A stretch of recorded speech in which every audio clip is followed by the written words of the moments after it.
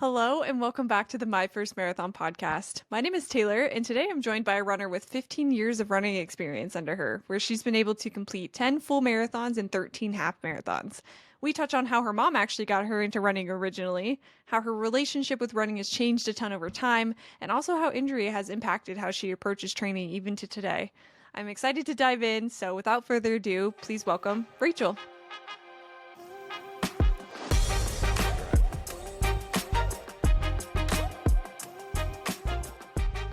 Rachel, thank you so much for coming on today. I'm super excited to talk to you. How you doing? Good, good. How are you? Thanks for having me.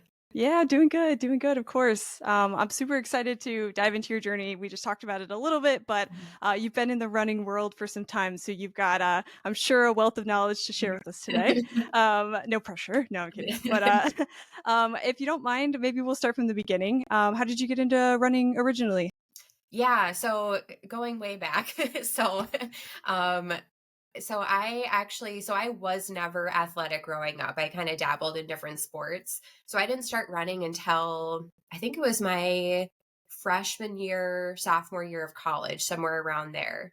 And both of my parents were runners. They both have done a few marathons, my grandpa too.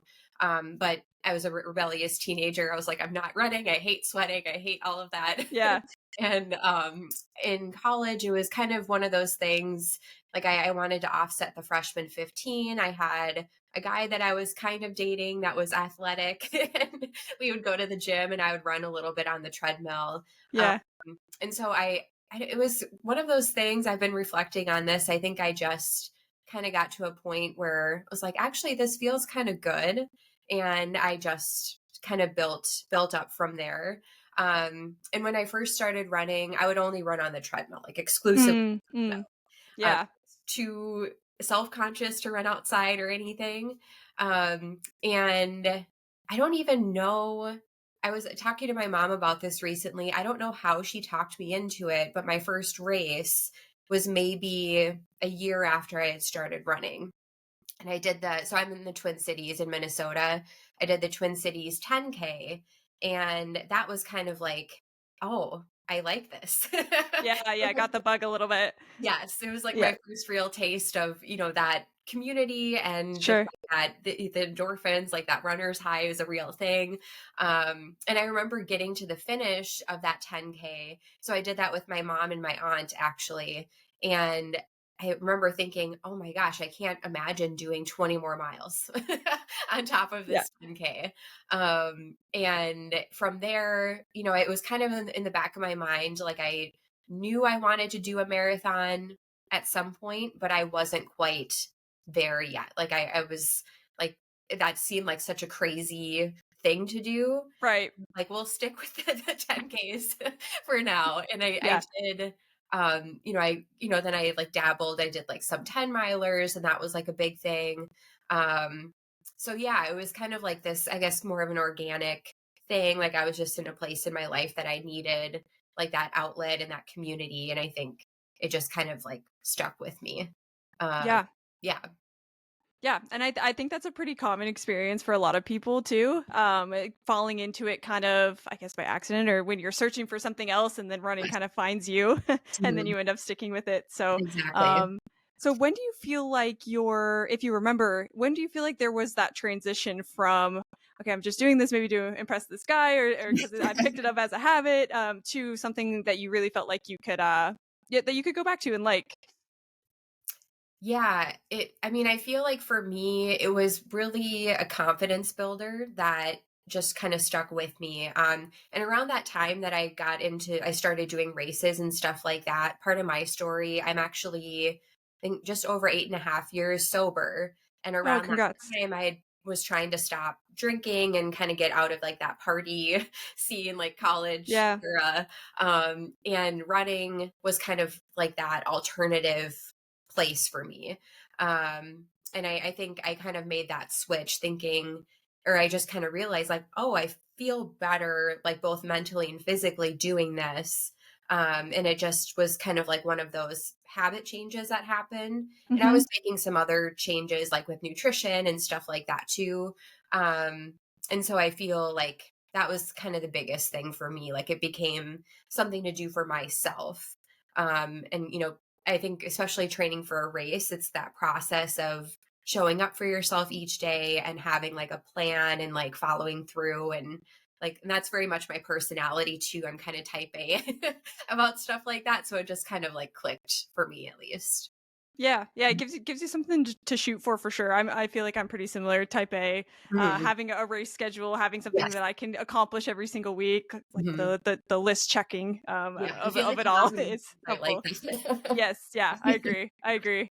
Um, cool. So you started in kind of the 10K realm when it came to races. What Mhm. was your first 10K like? Like, were you feeling pretty prepared going into it, if you remember, or yeah, what was that experience like? Yeah, I think before that race, I think the furthest I ran, so this was before they had like GPS smartwatches or anything. So this would Hmm. have been like 2010, 2009, 2010. Yeah, And I had a Timex watch. Like I literally just had like a stopwatch and I would yeah. go, like, I think I ran outside once or twice before the race. I was only running, maybe 3, 4 miles at a time. And when I ran outside, so I really had no idea what pace I was running. I was just kind of going off like how I felt. I was probably pushing myself way too hard looking back. And that 10K, I ran it with my mom. So she was very much like, I'll run it with you and stick with you throughout the race. And I think it was like maybe the 4 mile mark during the race. So I had never ran beyond 4 miles. Mm, And mhm. I kept saying to her, I'm like, I need to stop. I need to stop. I can't Yeah. do this. And she's like, no, you're fine. We're almost there. And she kind of talked me through it. So I was able to run through the whole way. But I just remember being like so exhausted by the end of the race. And I was like, I can't believe I just did that. Like it was, just one of those, kind of first timer type things. And I actually had to borrow workout clothes from my mom to wear Oh, the yeah. race. I didn't even have like my own running clothes or anything. So it's very like, it's kind of comical because it's like my whole life now. But Yeah, yeah. But how cool it was to have your mom to go along the journey with you for your first race definitely. and have her push you through too.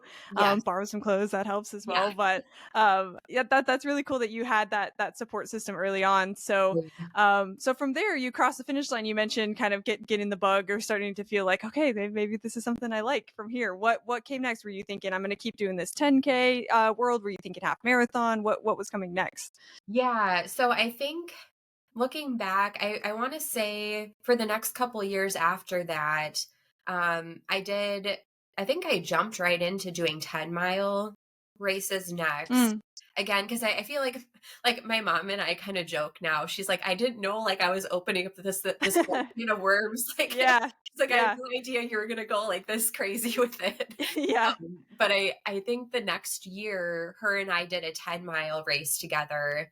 And I've done mostly 10-mile races actually, kind of looking back through all the races I've done. Mhm. Um, and then the next jump was like a half marathon. I did a couple of those before I finally took the full jump into a full marathon. It took me, I think it was probably 5 or 6 years until I jumped into the full. Uh, Okay. so again, like my type A personality is like I'll slowly like work up to it instead of Yeah, just like, jump. I know people who just like jump in and do a marathon right away. But yeah, like very methodical about it. Like, okay, I'm gonna do the 10 mile first, then the half marathon, see, how that feels, and then go from there. yeah, yeah. And I guess why do you think that was? Do you think it was like a confidence thing that you just weren't mentally ready to jump into the whole distance, or you were just being really cautious about like how your body was feeling? What do you feel like attributed to that? Yeah, I think you're right on like with the confidence thing cuz again like even with that 10K, I like I said, just kind of thinking, "Oh, I don't think I can do 20 more miles." And I Mhm. hear that from a lot of new runners even now too, like just like kind of that idea of going from especially going from a 10K to a marathon, it is a difference. Yeah. But to think, "Oh, I don't know if I can do 26.2 miles," but that's really what the training is for, right? But Right. it is a confidence thing if you've never done it before to think I've never done it, so I don't know if I can do it. And I think that's kind of the cool thing with running is, especially with training like you do your long run. So you do 10 miles one week and then you say, oh, I did that. That was okay. And then you do 12 and then work your way up. Um, and yeah, and I think another thing for me too, like I said, like around that time, I was trying to kind of manage my like drinking and all that kind of stuff too. So it was kind of like that back and forth. Like, I don't know if like mentally and physically, like if I'm there yet to do a marathon just because I'm still like going to parties and stuff like that too. And Right. like it was like interfering with that lifestyle. But I feel like once I eventually got to doing half marathons and was like again still making a lot of those changes in my life, it just kind of like came to a place where I was like, okay, let's do this. Yeah. And the marathon distance I feel like is funny like that, where you do kind of have to just have blind faith that you're going to Yes. figure it out. Yes. Because you do build a lot of confidence along the way throughout the journey. Like I feel like I didn't really feel like I could run a marathon until I was at my 16 miler, my 17, my 18. That's when I really was like, okay, this seems like it's in reach. But before you do just kind of have to jump into it and hope for the best, you know? Yeah, well, and the marathon is such a tricky thing too, because you're out there for a much longer time. And Yeah. even so I've since done 10, 10 marathons. Yes, yes, which is and, incredible. and so I still feel like I haven't quite figured it out, to be honest. Because I've never had a race where everything went just like perfectly as planned. I Yeah. felt great through the entire thing. And that's something you just have to kind of accept going into it, I think. Just to acknowledge that okay, I've done the training, I'm showing up to the starting line, we'll see what happens. And I think Yeah. that's part of the confidence thing, right? To say, I'm here, I'm going to try my best, and then just kind of letting, that go. Um, Yeah. and I think that's part of the training too. Like you learn what works and doesn't work for you, and you can kind of put that into play during the race. But yeah, I think it's such it's such like a tricky event just because of all those factors. Totally, totally. There's so much that goes into it. Mhm. So when did you decide that you were going to sign up for a marathon? Was it like after a race? You said, "I'm just going to go for this whole thing." When did you decide? I honestly I can't remember like any specific moment where I was like, oh, this is it. Like I'm gonna do it. Sure. But I so at the I do remember. So at the time I was teaching group fitness. I taught at Orange Theory Fitness. Cool. I Yeah. was doing some personal training, so I was very much like in the fitness, like health and wellness world. Yeah. And I had a lot of coworkers who were runners, had done marathon, ultra marathons. And I think it was just kind of one of those points where I was like, okay, I'm feeling good about myself health wise. I feel like I'm ready to do this. And I just kind of signed up for I did the Twin Cities Marathon. And yeah, so I don't know if there's like one specific moment. Um, but I feel like it was just kind of like I was ready. Yeah. Like, You were surrounded by people that were doing it. You had yeah, good influences of people that were doing it. You were at a yes, better place in your life. So that makes a lot of sense. yeah. Um, so what was training like for you then? Did you have a plan that you followed from the beginning? Did you just kind of do your own thing in the beginning? What was training like? Yeah, so I feel like I want to say I found a training plan online because Mhm. I know I did that for my first few marathons at least. So I don't remember what plan it was specifically. Yeah, I think it yeah, was just kind of like a beginner like to finish type of thing. yeah, But then also teaching at Orange Theory Fitness, I did a lot of like workout classes there. So that was kind of like I modified it a little bit, to fit sure. in like other classes, like weightlifting, stuff like that.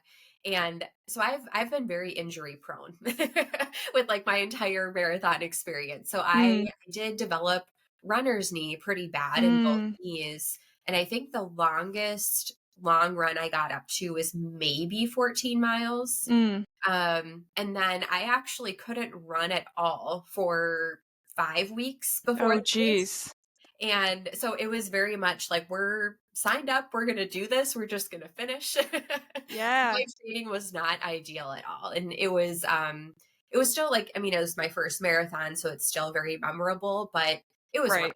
I was walking for a lot of it, especially in the second half. Um, but yeah, so I definitely, I think, having some sort of training plan is helpful. Um, but then also knowing when to listen to your body and kind of back off too. Cause I think that's common for a lot of, newer runners or first time marathoners to get injured just from doing too much too fast, which Totally. is probably my case. Totally. Yeah, but I'm glad you said that because I do think that's the case for a lot of people. Yeah. It's like I talked about it a little bit on a previous episode, but it's like all or nothing in the beginning. Yeah. It's the mindset for a lot of newer Yeah. runners. Like I'm either have to do 100% of this training plan and not miss a single run, Yeah. or I'm not going to do this thing. And Yeah. it's really like the reality is it's I don't know. Do you remember how long of a training block you did? Was it like 16, 17 weeks It less? was probably 16-ish. Yeah. Okay. So, and like I was, kind of obviously I was still like running beforehand, so it wasn't like going from 0 to, Sure. right into it, but yeah, it had to have been a 16-week plan. Yeah. Yeah. Yeah, so out of 16 weeks, missing, a run Yeah. isn't going to impact if you're going to run this marathon or not. So I Exactly. think that's a really important point to make for sure. Yeah. So how did the injury come up? Do you feel like you said, it was just you were pushing yourself beyond kind of what you were capable of, or how did that come up? Yeah, I think because I did go to like a physical therapist for it, and it was they kind of determined it was likely overuse. I think just Hmm. like you were just kind of speaking to, I had that mentality like I'm training for a marathon, I have to run all these crazy miles. I don't even know how much I was running per week at that time, but Yeah. I would do an Orange Theory class, which has some running in it, and then run after or before. And I was doing that several days a week, and I don't know, I want to say maybe took one day off. So it was just, I think it was just an overuse thing. And the strength training I was doing was not really specific for running. It was more kind of, just a lot of plyometrics and stuff like that. So I think Yeah. all like the combination of all of that was just definitely too much. Yeah. Um, yeah, and I think it can be easy to get in that mindset, like, "Oh, I have to be like this hardcore hardcore runner," or something like that. Yeah. Yeah, there's just a lot of unknown. Wait for your Mhm. first one. Exactly. Think you can be a little bit more realistic for the second time around about what's going to work, what's not going to work. But so when you had that injury or you were diagnosed with the injury, what sort of, if any, kind of doubt was going through your mind? Like, did you ever think I'm not going to do this thing anymore, or what were you? How were you feeling? Yeah, I mean, again, with my personality type, I'm very much like if I sign up for something, I'm going to do it. Yeah. So that was like, and I know both my parents were kind of like hinting that maybe I should skip it or maybe opt to do it the next year or something like that. But I was working with that physical therapist, and I did, kind of have an honest conversation with them too. I was like, do you think I can still do this? And it's one of those things like technically you can, but we wouldn't recommend it. Sure. So it was, but like I said, like in my mind, I had already made up that I was doing this race, but going into it, I also knew that I would be walking a lot. I wasn't expecting any crazy record setting times or anything like Yeah. that. Yeah. So it was, yeah, kind of a personal thing. I think for me at that point in my life too, if I would have just thrown in the towel, I would have just beat myself up about it. So Sure. kind of like a personal thing, I think. For Sure. Sure. Mhm. Yeah, so but 5 weeks before your marathon to not be able to do a lot of running, that Yeah. had to really take a toll on you. So what were you doing during that time to kind of keep yourself motivated to still do the thing? Yeah, I mean, I still did a lot of walking, and I would try to run a little bit, but then stop once I started to feel pain. And it was definitely frustrating. Like I Right. was very down about it. Um, but yeah, I mean, I still just try to keep active in other ways, like biking and at the gym or something like that too. And then it did start to feel better once when I was resting from running. So like when I started the race, it actually my knees weren't hurting that bad, but then Hmm. the miles continued on, it started to hurt. So it was, and then I think, by the end of the race, I was hurting pretty bad. Yeah, So it's I like can one of those imagine. things like, you know, like it would have been better to skip it, but I'm still proud that I, followed through and I was able to finish. Yeah, yes, especially if you were at a point in your life, like you said, where it meant more than just I'm running my first marathon. Like if Yeah, it's impacting other areas of your life, I can see where that definitely. was additional motivation Yeah, to make it through. yeah. Um, so what was race day like? Like morning of, what was going through your head? Were you crazy nervous? Were you feeling pretty calm? How were you feeling? Yeah, I mean, honestly, I still get race day nerves, like even Yeah, shorter races. So yeah, I don't think that will ever go away. But like yeah, that first race, it was kind of like, okay, wait, I don't know what I'm doing. Like we're yeah. showing up and we'll see how this goes. And like I was talking about earlier, so I had my mom was there. She's so sweet. She's like my number one fan. Love that. Actually met me like a few different points along the course. Yeah.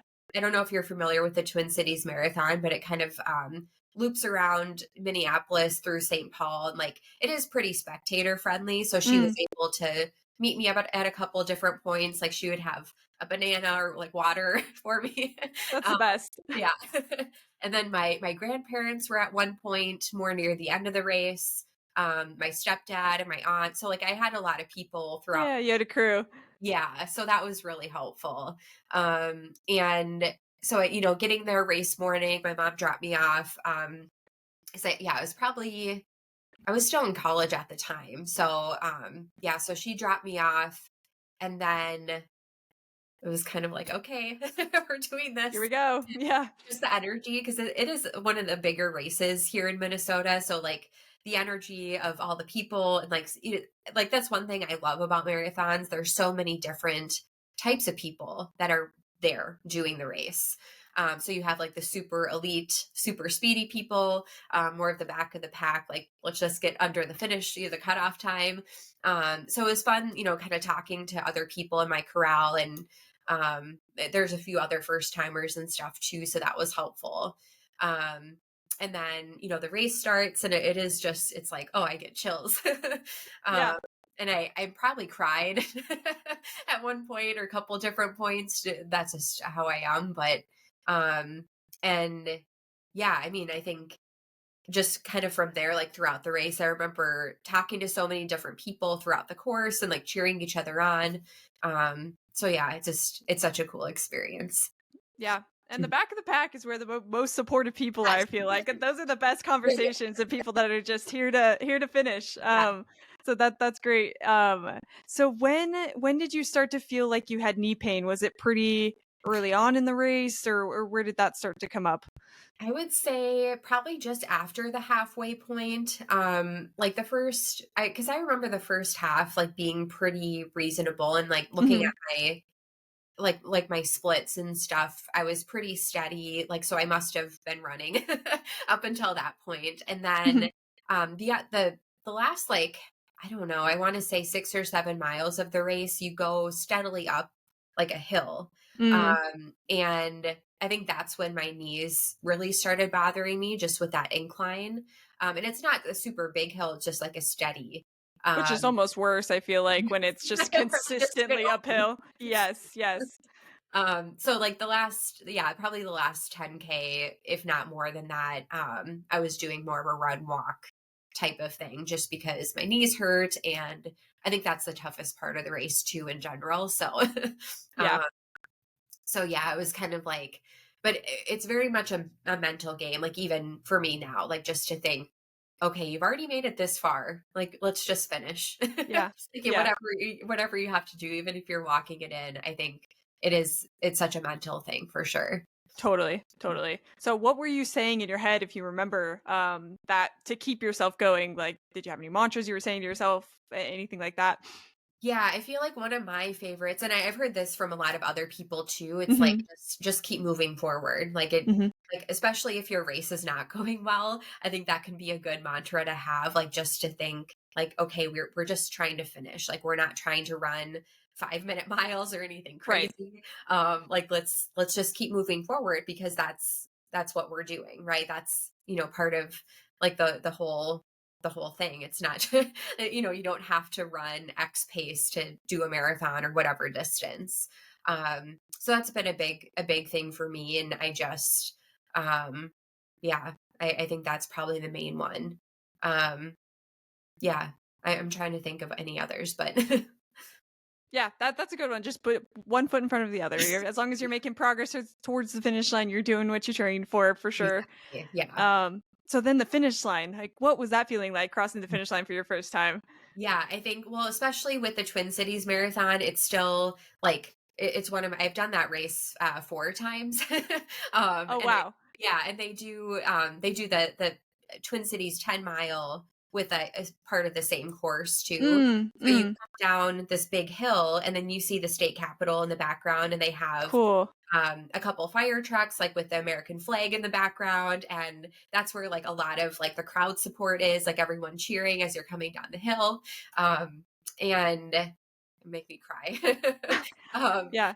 and so like you just like, and that's after you climb up the big hill, so then you come down the hill for the last probably, I don't know, like 3/4 of a mile or so. And so you see like it's just like an epic view. And then you see the finish line and everyone's cheering. You're like, okay, I made it.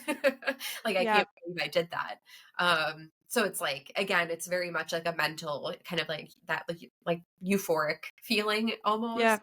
And I still get that, like any race that I do. Because it is kind of that battle to, just get through the miles, and it feels tough. And then you see the finish line, like, "Okay, I made it. I'm done." Yeah. And Yeah. then all the food and stuff is there too, so Right, right. You're like, okay, I can hang this up for the yes. time being.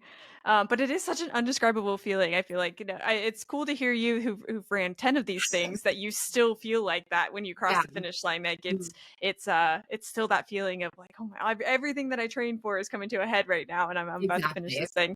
Yeah. That's really cool. So what was the recovery like from that, since you were kind of going into it with an injury anyways and then had to push through the whole thing? What was recovery like? Yeah, so for me, really, I wouldn't say like shut down with running, but I was just, at a point where I realized, okay, if I keep pushing and I don't want to be one of those, like this is kind of weird to say, but one of my neighbors at the time, he was probably in his, late 60s, early 70s, and I would see him running every day, but he had these big knee braces that he had to wear. Mm, And so in my mind, I was like, I don't want to be at that point where I'm like forcing myself to run and it hurts. mm, I didn't want it yeah, to be like something like that, or like to further injure myself to the point that I couldn't run. Um, right. and that's been my mentality since. Like I want to be a long-term runner. Like it's something I want to be able to continue to do because I do love it. So after the race, I was like, nope, we're not doing any running. I don't even know how long. It was maybe a couple weeks, just until my knees were like 100% better. Mhm. And I probably did more cross training, like the elliptical or biking and weightlifting, stuff like that, or yoga. So I had other ways to stay active, but I kind of just put a pause on running before coming back to it. And I think that that's so important after a race, I've discovered. Um, because again, I'm very much like I tend to push myself too much. Um, so I think after a race, it's hard. I know so many runners struggle with that, to, you do this epic thing and then it's like, okay, now what? I Yeah, still get the post race blues for sure. Um, definitely. so I think it's beneficial to have other ways to stay active or other Yeah, things that you like to do, and then kind of reserve that time for that, like after the race. Just, I mean, really, it's injury prevention and letting your body recover, and mentally too, because it is a mental, takes a mental toll on you with all the training and stuff. yeah, Yeah. yeah. And that break is hard for a lot of people. I think that's a really good point afterwards. The post race blues are, it's like that everything for the past, like you said, 16, 17 weeks has led up to this point. It Mhm. happens. And then you're like, now what? What do I do from here?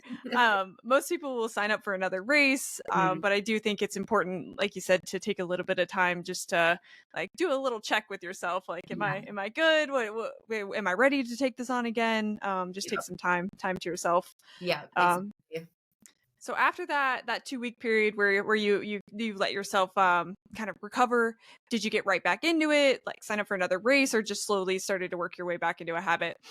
Yeah, so I did. I did slowly kind of work back in to running. And I want to say I should have looked this up. Um because I think it was another I'm just looking at I have my years written down. It was like 3 years later that I did my next marathon. Oh, okay, okay. Just because, excuse me, I feel like it was one of those things where I was like, that didn't go very well. Mm, Just because my knees hurt so bad. And I kind of backed off and I focused on shorter distances for a while. I did a couple more half marathons, 10 milers, things like that. But I feel like for me, it was just kind of like, I don't know, like I just, when I think about it, it was kind of a damper on my confidence with mm, the marathon distance, I think. So I did, like I said, I kind of backed off before I came back and did my next one. And then from there, I was like, I did one or two per year for a couple of years. wow, okay.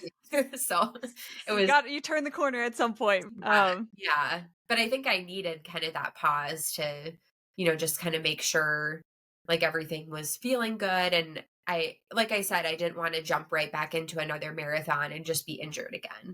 Right. Um, yeah. Yeah, that's important. Yeah. So for a couple of years, you said you did a couple of short distances or shorter rate. Were you still racing during that time, or was it?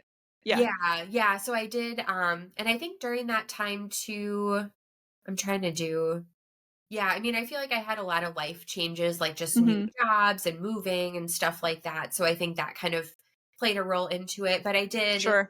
I did a couple, at the time my dad was still running as well. So we did a lot of races together. That's Um, great. yeah, so I think there was probably a couple half marathons, some 5Ks, like just kind of more for fun Yeah. uh, than anything. And then I was kind of like, okay, maybe I do want to do another marathon, give it another try. Yeah.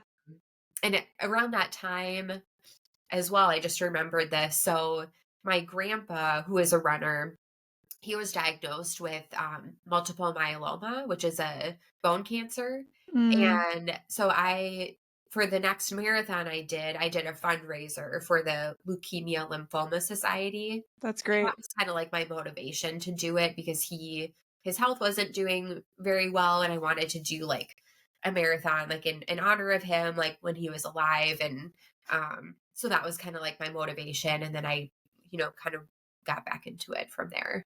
Yeah, yeah. I've talked about this before, but I think it's really important to find your why for the marathon distance because it Yeah. is a long period of time to train Yeah. and a long distance to run without Mhm. knowing why the heck you're doing it. I mean, Yes. personal accomplishment is great, but sometimes Right. I think in a lot of cases you need a little bit more to that to kick yourself to do it. For sure. So that's really great that you found that for your second one. Do Yeah. you think you would have signed up at that point in your life if you didn't have that sort of external motivation to do it?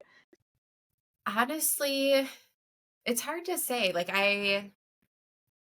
I feel like I maybe would have, like, if I had a friend who did it with me or something. Yeah. I think at that point I definitely needed the extra like motivation and accountability.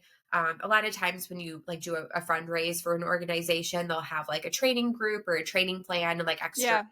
things with it. So like there's a local group here, like they would do group runs together. So you kind of had like that extra. And even on race day, like they had some people like spectating that would, you could check in and like they would have like food and water and stuff Oh, like, cool. yeah. Cool. Um, and I think a lot of I didn't do this because I went with some of my family and stuff, but you could like stay in a hotel together, like, Mm. things like that too. So I think that's definitely, especially for your first marathon, like if it's something you're thinking about, I think that can be really helpful just to have that extra support. Yeah. Mhm. Yeah, it's like you're part of a team, like Yeah, a little run exactly. team. Yeah. That's pretty cool. So what did you do the second time around that was different from the first time around that you trained that you felt like impacted your experience positively? Yeah. So, well, unfortunately, I did actually develop runner's knee a little bit Oh again. no. Um, Yeah. but it wasn't nearly as bad and actually felt better when I ran that time, Okay. which is weird. So it would more be like after a long run or something like that, it would like my knees would kind of um like swell and Mm, like just be like painful. inflammation. Yeah.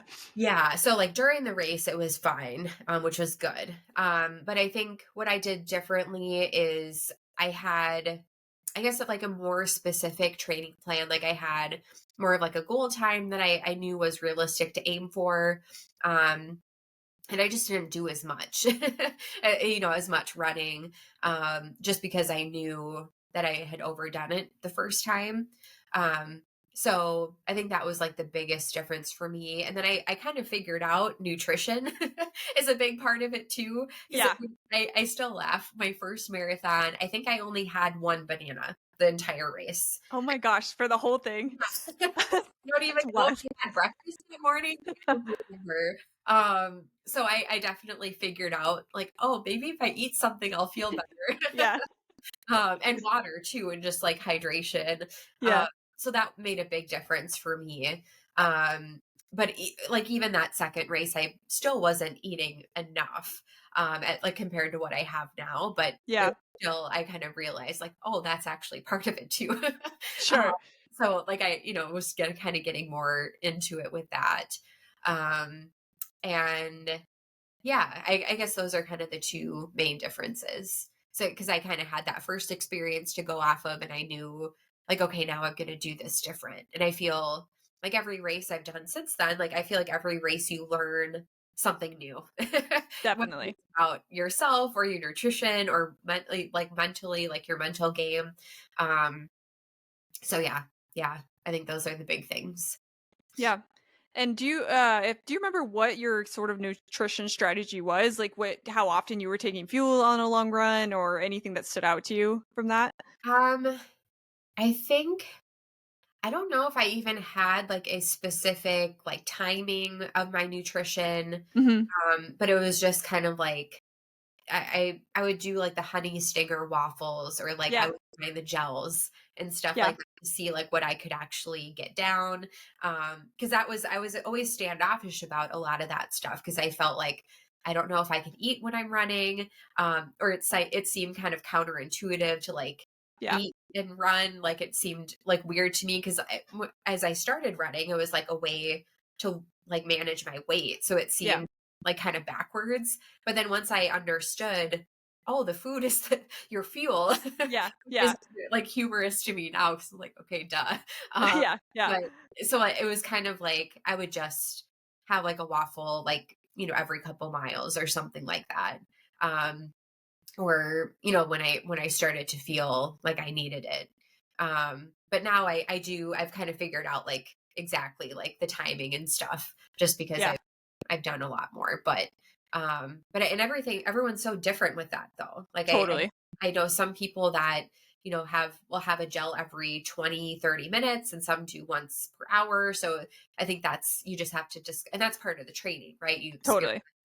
to see what works for you. So but it Yeah. makes And I think that's yeah, totally. Yeah, I think it's really important to dial it in during training so that you're not trying anything new on race day, of course. Like it sounds so obvious, but when you're going through it the first and second time, it's like if you've never kind of talked about or researched that topic, it's you just might not know. But yeah, exactly. I've talked to other runners that will take in whole foods, like they'll take in, like you said, a Yeah. banana or a granola bar, just or dried fruit, or they'll take an actual natural protein. Some runners will stick to gels, and Yeah, it's totally personal. I think it's something that you gotta dial in for yourself for sure. for sure. And especially if you do, I think like even if you get into like trail running or I the last couple of years I got into triathlons and that's Oh, a whole cool. other ball game. Like a lot of those people are eating peanut butter and jelly sandwiches Right. and I do like Pop Tarts, stuff, stuff like that. So you do have to just find what works for you Yeah. um and I guess it depends like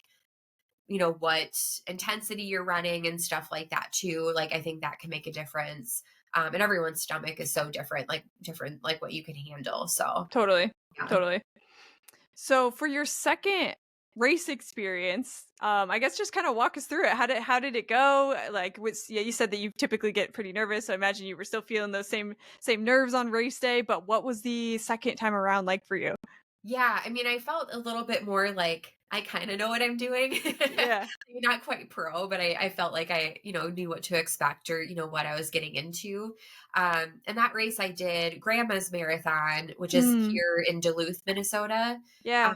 And it was a little bit more difficult, like getting to the race start just because our hotel was further away from the start. So I had to it was an early morning. So I had to get up like 3:30-ish in the morning to get to the shuttle, to get to the bus, to get to the start. Yeah. So it was kind of a chaotic morning, but um yeah, I mean it's just like the same atmosphere. I feel like everyone is kind of has the nerves, like excited, nervous type of feeling. And I went by myself. Like I had some of the people that I did the fundraising team with, but I didn't stay with them. So Mm, it was so busy at the start, I didn't really find anyone. But again, like I think it's important, like if you're there by yourself, just talk to other people. Like right. they're willing to, talk to you or, whatever. Because I'm sure there's other people that are there for their first time or, things like that too. And I think that's part of like what I enjoy with races, just meeting other people and like chatting along the way, stuff like that. Um, so yeah, so just kind of getting to the start, making sure I had time to get to the porta potty, drop off my bag with like the gear that I wanted at the Yeah. finish, um, and then just lining up and waiting for the start. I think that's Yeah. the most nerve wracking part because you're like, okay, I'm here. Like I. Yeah. I got through all the difficult things and I'm just here waiting to, for the gun to go off. Yeah. Yeah, that is the most nerve-wracking part, and it feels like it takes forever to Yes, once you line up. It's like, "Oh my gosh, can we just start going?"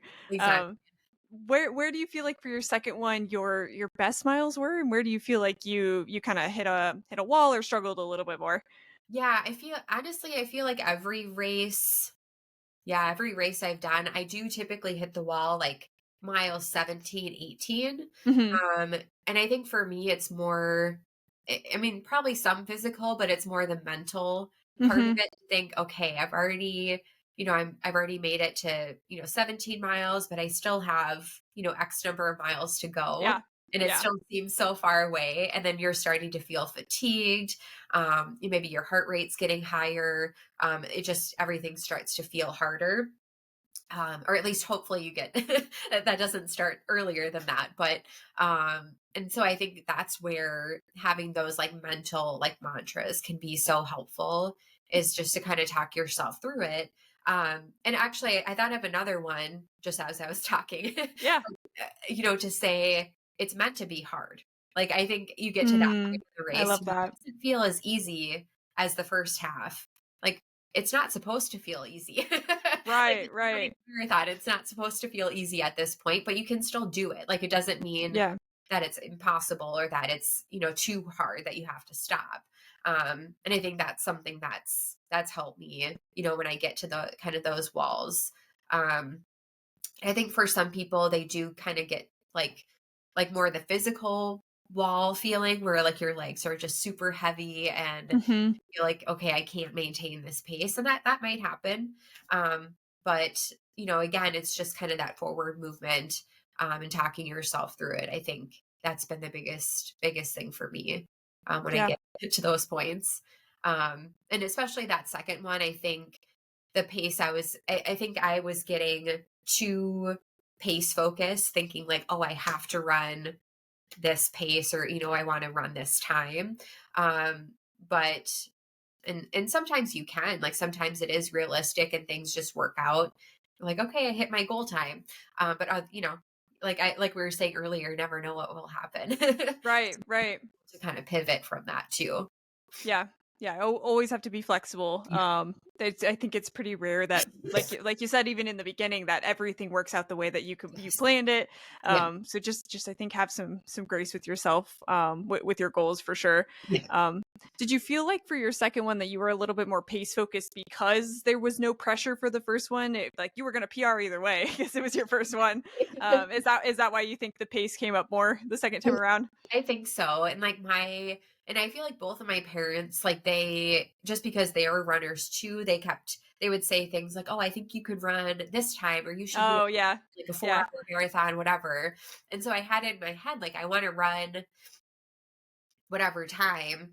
And I like at that point too, I was getting more into running and kind of figuring out like, the different types of runs, like tempo runs and speed work and all, kind of more the lingo with yeah, that. So I was, just kind of getting more pace focused versus just, kind of putting it out there, whatever I could do that day. Which, I still, definitely have goal times when I do races, but I've learned just from experience that, if things aren't going well, sometimes you just have to turn it around and say, okay, this is the best my body can do today, and just kind of accept it. yeah, Which is yeah. hard. It's like That's all swallowing you could do. your Yeah. blood. Yeah, yeah, for sure, for sure. So since you have, 8 more marathons under your belt after those initial 2, if you had a couple of things in mind, what do you feel like has impacted your running experience the most over time?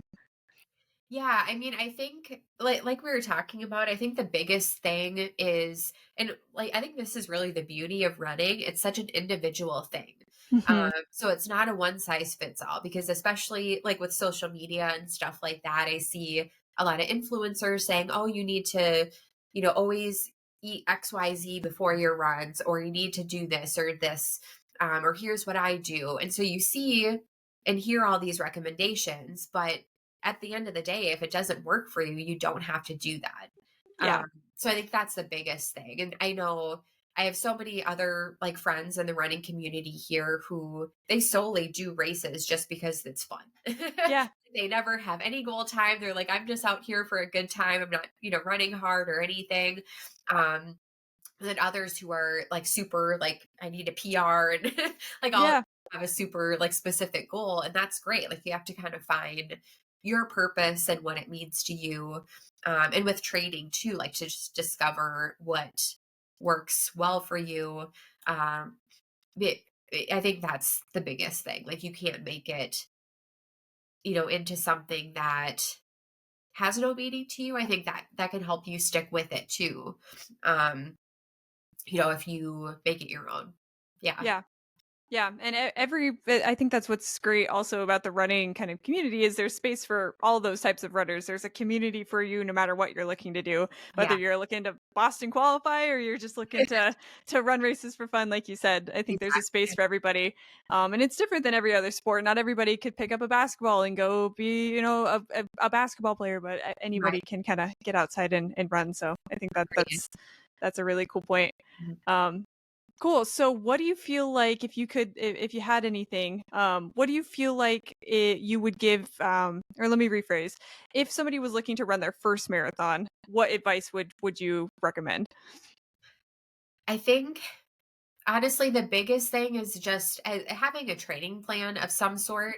Like again, like we were talking about earlier, I think that's the biggest thing that I see with, especially if you're a newer runner. Hmm. Um, just having that plan can give you an idea of what to aim for in the week, so you're not just randomly running Right. and putting together whatever. And not that it has to even be like specific workouts, but just to give you an idea for mileage, so you're not doing too much, but also setting you up for success. So you're not showing up to race day and you've only run, 8 miles at a time Right. or something, because that could lead to injury too after the race. So I think that's the biggest thing. And finding kind of your purpose with it. Yeah. Um, it doesn't have to be like this super inspirational thing at all, but just to think, what does this actually mean to me? Because I think that will help you stick with the training and get you through the race, and hopefully, leave you feeling good and like proud of yourself and accomplished at the end Yeah. too. Yeah. Yeah. Yeah. I love that.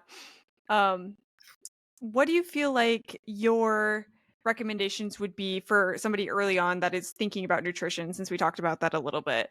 For early on, like just starting out, getting into running, maybe thinking about a half marathon, maybe a marathon. Yeah, I mean, with nutrition, I'm a huge advocate for working with a registered dietitian if you can. Hmm. Hmm. But I know that Hmm. not everyone can, swing that with, affordability and stuff like that. Sure. But even just to like if you can do a consultation of some sort, because I think nutrition is such a tricky area just because everyone is so unique with it. Yes. Yes. And it depends on so many things like your personal like medical history, if you do have any limitations with nutrition, things that you can and cannot eat, um, and then and even just kind of our needs on a daily basis and what you're eating for your meals. So Yeah. those are all things that come into play with it. It's not even just what you're eating just on your runs, but what you're having for breakfast, lunch, and dinner the days leading up Yeah. to it. And so I think that's yeah, I think that's really if you can do that, that's great. But if not, I think even just experimenting, giving yourself the time to experiment with what, works best for you and what leaves you feeling good too. I think Totally. that's the biggest thing like with nutrition for me is to think, how do I feel? Like, do I have energy after my runs? Do I feel totally wiped out? I have to nap the rest of the day. Um, Totally. that's been a big like from that first 10K, I remember I had to take a nap after Right. because I Right. was so tired. But I thinking, I'm like, I didn't drink any water. I Right. probably Right. wasn't really eating anything. So just like little things like that can make a big difference. Totally. Yeah. Totally. Yeah, and you said it earlier, but I do think a lot of people, me included, get into running with the thought that you're going to lose weight and it's going to be this great kind Yes. of tool to help you lose weight. But to especially for the distance running, to be able to make it sustainable for yourself, you do have to treat food as fuel and Yes. kind of flip that mindset a little bit. You might end up losing a little bit of weight all along the way, and hopefully this isn't too controversial, but I don't think it's the best tool for losing weight because you can really lead to injury and end up hurting yourself and that kind of thing. Yeah, I think that's one and maybe another tip too. Like if Yeah. you're doing a marathon to lose weight, that's not that's not the way to go. You'll likely Right. just end up injured. I've actually come across a few people who are training for a marathon or like a longer endurance event, and they're also trying to cut or lose weight at the same time, and it just does not work. It Yeah. doesn't go hand in hand because when you're doing, especially a full marathon, your food is your fuel. That's exactly it. Like you Right. don't be restricting or limiting anything at that point because you're just setting yourself up for failure, really, uh, Totally. just because you're depleting everything. So, yeah. Totally. Totally. Yeah, that's a really good point. Um, so couple just closing questions I've been asking, just to collect a few areas for people who are maybe starting off or need a couple suggestions. I always give the disclaimer, like we said earlier, it's your journey, your body, do what's best for you. Ask professionals if you need some resources or reach out to other runners if you need resources. But for Yeah. you specifically, what is your current kind of fuel of choice on a run? Yeah, so I've experimented a lot over Yeah. the years, but I discovered that honey stinger gels and then Huma gels work really well Yeah. for me, and making sure I drink enough water with those. I think they're just a little bit easier to get down, and I feel like my body digests them better than like goo or some of the thicker like different types. And there's a Yeah. lot of different like all the gels have different types of sugar in them, so you have to kind of see what works best for your stomach too. Yeah. Yeah. Yeah. Cool. So honey stinger, huma, I like those a lot as well. Yeah, Um, they're tasty y- too. definitely. That doesn't or that doesn't hurt to have the taste be there as well. Yeah. Uh, what about shoes? What shoes are you using right now for racing? What trainer shoes do you like? What are your favorites? So so I am a Saucony girl. And it's funny because I when I first started running, I only ran in Saucony, but I've Uh-huh. actually tried almost every type of shoe, every brand of shoe out Yeah. there. And then I came back to Saucony and now that's all I wear again. So it's Cool. again, I think that's such an individual thing. I have just Totally. kind of depending on your feet and stuff like that. But especially if you're getting black toenails and blisters, maybe a sign to try a different type of shoe. Yeah, Yeah. yeah, the running stores like Fleet Feet or other local running stores, they always have some sort of like foot scanner that they can do or test they can do for you to help you get into the right shoes. So definitely check that out. But yeah, Saucony is it's a newer shoe for me. It's the shoe that I've been using for race day, but I really like them. I'm glad that I tried it out. Yeah. What style is your favorite? I'm just like personally curious now since I just started. I've loved the Endorphin series, Okay, cool. those and the Speed, I think is the other one. Yeah. And I recently got the what is it? The Triumph. The Okay. Yeah. Pure Triumph, and I like those for more like an everyday type trainer. And so I think it is helpful to have like a rotation of different types of shoes. Um, but yeah, so those have been, and I've tried like a lot of different of their styles too, so that could be kind of fun. Yeah. It's such a runner thing to have 10 different types of shoes. Oh, I know. You get into it so quickly too, Yeah, where you're like all of a sudden you have 8 pairs of shoes. You're like, I don't know what happened. They just showed up. right. But the technical side of running is really fun to get into too. Like once you've kind of got a little base under you, you've caught the bug. You know you're going to stick with it for a while. Just starting to experiment with these things can be kind of fun. Um, Exactly. cool. Yeah. So last couple questions are just what's coming up next for you? Are you training for anything right now? Do you have anything in the future you're training for? Yeah, so I just signed up for the Detroit Marathon this Oh, fall. cool. I kind of got like with most of the marathons I've done a lot of repeat races. So my theme this year was just to do different races that I haven't done.